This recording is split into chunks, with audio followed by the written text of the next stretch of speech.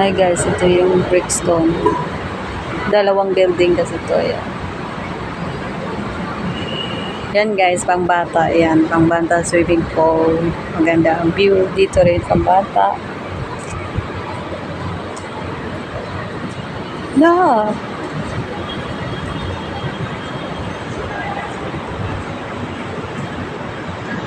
Tapos dito, ang matanda. Nandyan si JP nag-swimming. Yan.